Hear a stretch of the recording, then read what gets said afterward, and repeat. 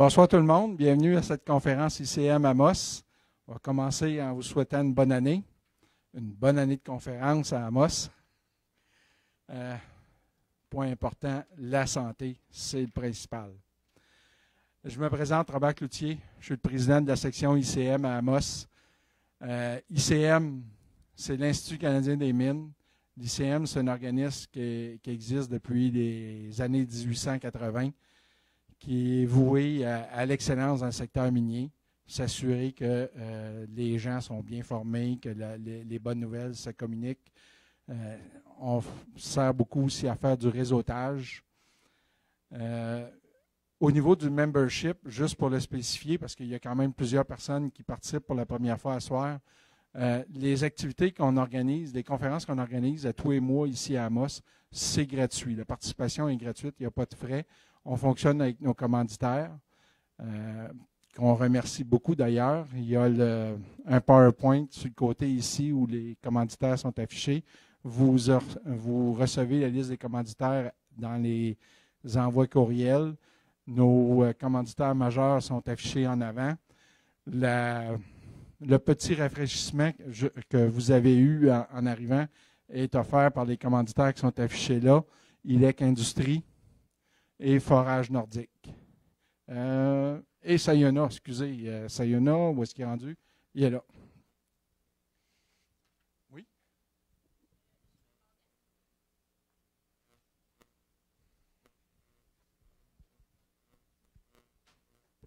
Est-ce que les partenaires vont être affichés dans la vidéoconférence en ligne qu'on a présentement? Le diaporama qu'on ne voit pas à côté? Le diaporama, non, il n'est pas affiché en ligne. Le diaporama, vous avez l'équivalent du diaporama dans les courriels que j'envoie. Non, malheureusement. Ceux qu'on voit en ligne, la question c'est quels commanditaires qu'on voit en ligne. Ceux qu'on va voir dans la présentation filmée, c'est ceux qui sont affichés ici en avant. Non, le PowerPoint sur le côté, il n'est pas partagé. Oui. Des choses qu'on peut améliorer avec le temps.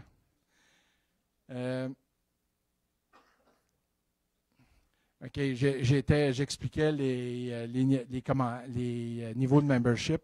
Il y a aussi l'ICM à Amos. Lui, ça ne coûte rien pour participer aux activités. Ensuite, il y a l'ICM national. Lui, il y a un abonnement à payer annuellement. Avec l'abonnement vient quelques avantages, dont des revues qui sont là et une facilité de réseautage que l'ICM a mis en ligne tout récemment qui s'appelle le CIM Link et autres. Vous pouvez aller voir sur le site de l'ICM national pour voir c'est quoi les avantages qu'il y a.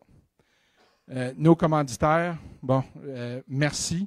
Sans commanditaires, on ne réussirait pas à faire qu'est-ce qu'on fait. J'ai déjà remercié les gens pour les cocktails. Je voudrais aussi remercier l'Hôtel des Esquerres pour la salle qu'on a ici. Je pense qu'on est chanceux. On a quand même une salle intéressante avec un point pour s'abreuver assez facilement, ce qui est un gros avantage par rapport à l'autre salle qu'on avait avant. Là, je sors complètement de mon texte. Je vous invite à visiter notre page ICM Amos, la page Facebook ICM Amos. Sur cette page-là, vous pouvez voir les conférences qu'on a eues dans les années ou dans les mois et l'année passée. La boîte qui est à l'entrée, pour les gens qui participent pour la première fois, si vous avez une carte d'affaires, j'aimerais ça que vous vous en mettiez une à chaque fois. Puis c'est systématique. Il y a tout le temps des gens que je suis incapable de lire leur écriture. Je ne pensais pas qu'il y en a qui pouvaient écrire pire que moi. Mais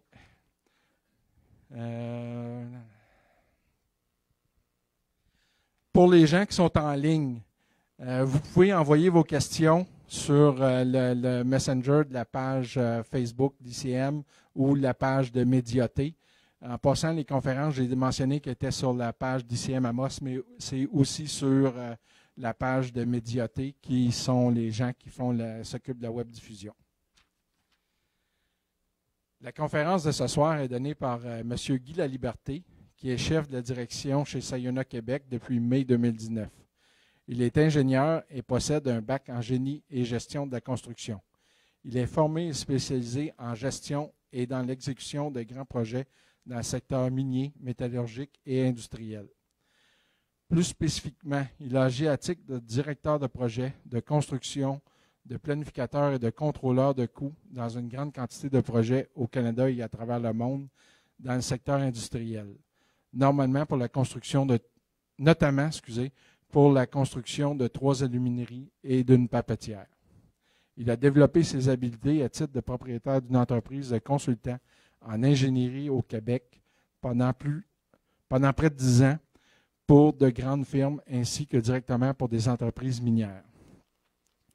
M. Laliberté a consacré ses actions hors du Québec depuis 2003 sur la gestion de projets de plus de 500 millions, notamment en Alberta, au Qatar, au Libéria, en Angleterre, au Sierra Leone et récemment dans le cercle polaire sur la terre de Baffin. Le projet Authier sera son 4e projet minier à ciel ouvert qu'il dirigera à titre de directeur de projet ou de construction. Il a aussi été pomiculteur dans ses temps libres et est actuellement producteur forestier, fournisseur officiel de bois de chauffage pour toute la famille. Guy.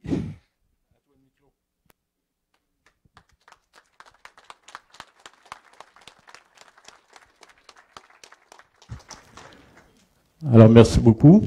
Est-ce que vous m'entendez bien? Un peu fort, non? Ça va? Alors, merci à l'ICM de cette invitation que vous me faites. C'est un privilège pour moi que d'être devant vous. J'ai pas l'habitude de faire ce genre de présentation. Vous allez me pardonner tous les cafouillages, mais je vais essayer de faire de mon mieux.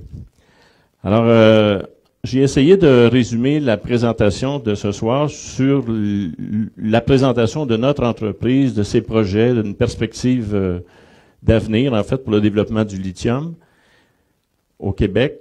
Et j'ai un peu axé ça pour essayer de répondre à vos interrogations. Vous avez eu beaucoup d'informations au cours des dernières années, de la dernière année, sur le projet, sur l'entreprise, mais j'ai essayé de faciliter la discussion ce soir en vous présentant un peu quelques réponses à vos questions qui pourraient subsister.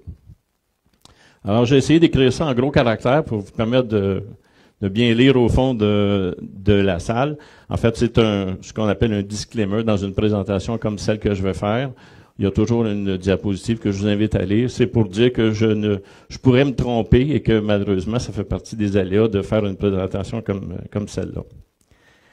Alors, la présentation, je l'ai axée sur 4 points. En fait, la présentation de Sayona, qui on est et qui on est au Québec et en Australie. Le statut des projets que l'on développe actuellement, le projet Tanzim, le projet Authier, et aussi nos motivations avouées d'essayer de faire l'acquisition de North American Lithium, ce qu'on a déjà déclaré, ce qui n'est pas une nouvelle pour personne. En terminant, je vais essayer de faire une perspective d'avenir pour discuter avec vous des possibilités pour le Québec, pour la BTB, sur le développement du lithium dans l'industrie des batteries. Alors, bien sûr, un projet comme celui-là se fait pas tout seul, c'est entouré d'une équipe. Vous connaissez bien Serge Rouillet, qui est le directeur de notre développement durable, Valérie Pelletier, qui n'est pas avec nous, qui est notre chef de bureau à notre bureau-chef de Lamotte. Et je suis accompagné aussi de Jared Quinn, qui est docteur en génie minier. Jared est avec nous depuis le début de l'entreprise Sayona Québec et de tout ce qu'on a développé au projet Authier, et aussi a travaillé passablement au fil des années pour North American Lithium. Bien sûr que plusieurs autres personnes dans l'organisation se greffent à nous. Rémi Asselin, qui est l'ex-géologue de North American Lithium, est maintenant dans notre équipe. Il y a Émilie Bélanger qui seconde Serge dans ses rencontres en région ici. Et plusieurs consultants. Nord-Infra sont avec nous ce soir. Et il y a BBA qui travaille encore beaucoup sur le projet d'Authier, sur le projet, qui a travaillé beaucoup aussi sur le projet de North American Lithium. Primero, qui est une entreprise de génie conseil axée sur la production. Primero est actuellement l'ingénieur conseil qui est l'ingénieur principal d'Altura en Australie. Je vais vous en parler un peu plus tard. Hydrologie Richelieu, GCM aussi qui sont de plus en plus présents. GCM en région sont de plus présents dans les projets de Sayona. GFE, SNC-Lavalin et le CETRI aussi qui réalise un projet d'économie circulaire avec nous. J'aurai l'occasion de vous en parler. Alors, comme vous savez, Sayona, les origines de Sayona, c'est Sayona Mining en Australie. Pour ceux qui s'inquiètent de la terrible chose qui se passe en Australie actuellement avec les feux, je voulais mentionner qu'il n'y a pas d'impact actuellement pour l'entreprise en Australie. Et l'entreprise sœur de Sayona, qui est Altura, est située complètement à l'ouest, dans une zone très désertique. Donc, il n'y a pas d'impact sur la production de l'usine qui produit du spodumène 6%. Un petit rappel aussi en ce qui concerne Sayona Québec et ce que Sayona Mining octroie à Sayona pour réaliser nos projets. En 2019, on a dépensé au Québec 3 millions de dollars canadiens et 2020, moi j'ai un budget de 2 500 000 pour nous accompagner et ça, c'est sans inclure ce qui pourrait survenir avec le projet qu'on a de faire l'acquisition de NAL. 100% de cet argent-là a été dépensé au Québec et à la fin de 2020, pour équilibrer les 2 années, disons que 50% de cette somme-là va avoir été dépensée en Abitibi. Alors ici, je vous présente là, en fait l'image de l'usine de production de spodumène 6%, qui est à peu près un peu plus grosse que celle qu'on veut faire sur le projet Authier, mais de même type. Il faut dire que Altura est indépendante de Sayona, mais commune au niveau de ses propriétaires. Donc, les propriétaires d'Altura ont démarré ce projet-là à partir de rien, l'ont rendu à l'opération, l'opèrent actuellement, mais ont décidé de se créer une entreprise qu'ils appellent Sayona Mining et Sayona Québec, en faisant l'acquisition de claims ici au Québec et en voulant démarrer le projet que vous connaissez.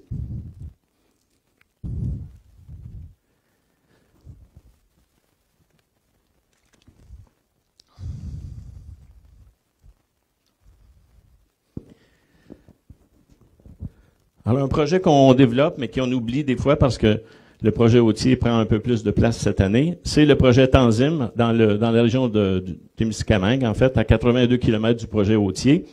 On est au début de ce projet-là. C'est un projet, un site assez considérable avec 141 claims miniers. On en est à 5% exploré, tel qu'on l'a déclaré dans un communiqué de presse le 19 novembre dernier. Alors, on en est au tout début. Sauf que ce que l'on voit, ce que l'on peut envisager, c'est que ce gisement-là, si les cibles d'exploration on est au début, c'est ça, des cibles d'exploration. Si ce gisement-là s'annonce comme ce qu'on peut voir à 5% exploré, ça serait un gisement qui potentiellement serait plus gros que le projet Authier en termes de lithium. On est partenaire avec QPM, anciennement Matamec, dans ce projet-là jusqu'à la fin de 2020. Le gisement nous appartient. Il nous reste les quelques clauses contractuelles à honorer d'ici la fin 2020, mais le projet d'en soi est 100% à Sayona.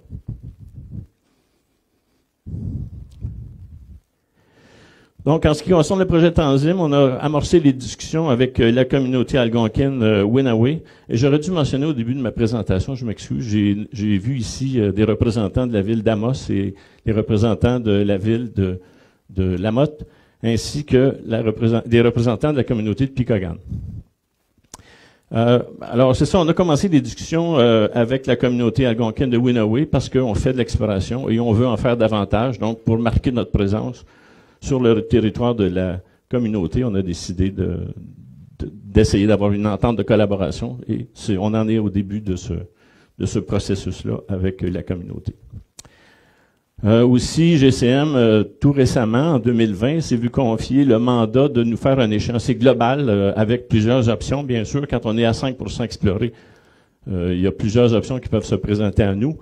Et compte tenu, comme vous savez, qu'on veut faire un hub lithium, il y a plusieurs stratégies qui peuvent être dégagées ou qui peuvent être identifiées. Alors, c'est ce qu'on essaie de faire.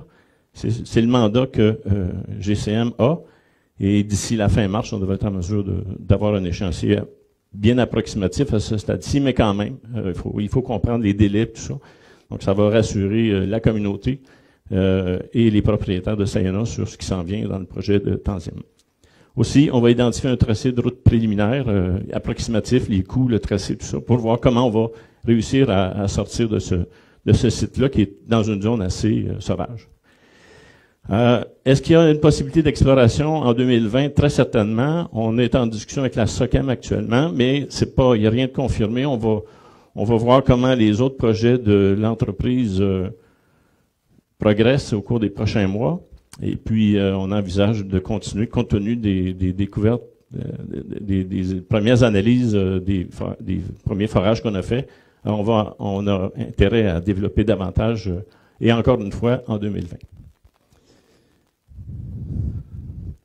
Bon, c'est un peu une représentation des DAC, là, mais je ne m'étendrai pas là-dessus. Comme on est seulement qu'à 5%, c'est ce qu'on identifie. On a commencé à faire des analyses assez poussées et on a déjà commencé à modéliser des éléments de ces sondages-là.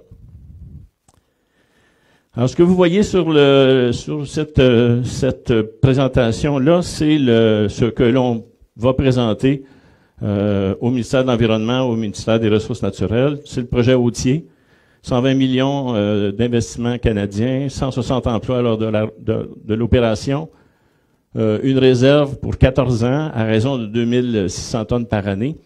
C'est un projet qui a été modifié si vous comparez au projet qui a été présenté un peu plus tôt en 2019, 18-19.